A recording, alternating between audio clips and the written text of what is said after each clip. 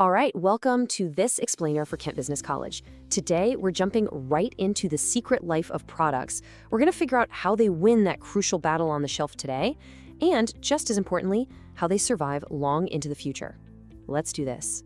So, picture it. You're in the supermarket, you're walking down an aisle, and it's just this wall of color, logos, and promises all screaming for your attention. In that massive sea of choices, how does any single product actually stand out and make it into your shopping basket? Well, that is the shelf showdown, and it's exactly what we're tackling first. The first hero in this whole battle for your attention, it's all about making that ultimate first impression. Because that box, that wrapper, or that bottle, it's not just a container. It's your brand's best salesperson, right there on the front line. In fact, marketers have this brilliant name for it. They call it the silent salesman. Think about it. Your product's packaging is the very first handshake with a potential customer. Its job is to grab their eye, give them the info they need, and most importantly, convince them to buy it, all without saying a single word. But let's dig a little deeper. What is that box, that silent salesman, really doing for your brand? I mean, come on, it's working so much harder than you might think. It's basically juggling a whole bunch of different jobs all at once. Let's break down its 5 secret jobs, shall we? First up, protection. I mean, pretty obvious, right? From cushioning your eggs to those massive Amazon boxes that appear on your doorstep. Second, information. This is the serious stuff, the legal must-haves like allergen warnings.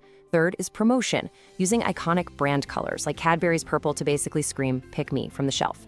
Fourth, convenience. Think about those resealable cheese packs that save you from the tragedy of dried-out cheddar. And finally, sustainability, using recyclable materials to win over all those eco-conscious shoppers. It's a big one these days. And, when packaging is done perfectly, it becomes absolutely legendary. Just take the Coca-Cola bottle. The design is so iconic that the original brief was for it to be recognizable even if it was smashed to pieces on the ground or simply by touching it in the dark. Now, that is the power of incredible design. And look, this isn't just for global giants. This kind of strategy is absolutely everywhere. Believe it or not, even your humble packet of crisps has a master plan behind it.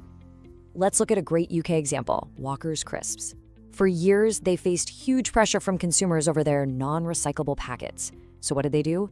They strategically updated their packaging, making a big commitment to make it 100% recyclable or compostable. Now, the crisps inside didn't change at all, but by improving the packaging, the entire product offering became stronger. That builds trust and keeps a brand super relevant. Okay, so that's how you win on the shelf right now. But what about tomorrow? I mean, how do you possibly stay relevant when customer tastes are always changing and your rivals are constantly nipping at your heels? Well, you have to invent the next big thing. Now, this isn't some boring checklist. It's a really high-stakes journey. So welcome to what I like to call the innovation gauntlet.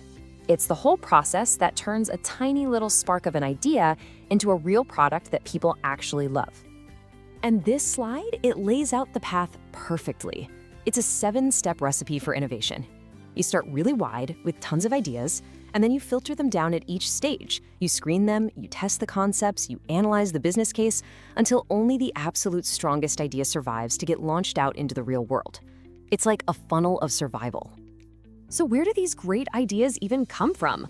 Well, sometimes you just ask. Remember Walker's famous "Do Us a Flavor" campaign? They just crowdsourced ideas directly from the public. And yes, that's exactly how we ended up with Builder's Breakfast Flavored Crisps. A totally wild idea, but boy did it get everyone talking. But here's where it gets really intense. You have to be warned. Running the innovation gauntlet is tough. In fact, the vast majority of new products that actually launch fail. And some of them fail spectacularly. Exhibit A, I present to you all the way from the 1980s, Colgate's beef lasagna. No, you did not hear that wrong. The toothpaste company, Colgate, made a lasagna. It just makes you wonder, doesn't it? Have you ever seen a brand stretch itself that far?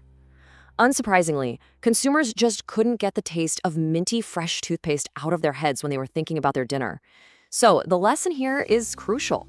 Know what your brand stands for, and for goodness sake, don't stray too far from it.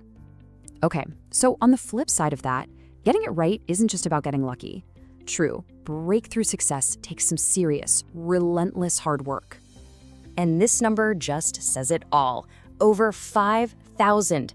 That's how many prototypes James Dyson and his team built before they perfected the very first bagless vacuum cleaner.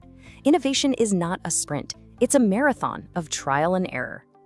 So let's pull all of this together into your product strategy playbook. These are the absolute key takeaways, the things you really need to have locked and loaded in your marketing toolkit. Okay, time for a rapid-fire recap of the core concepts to master.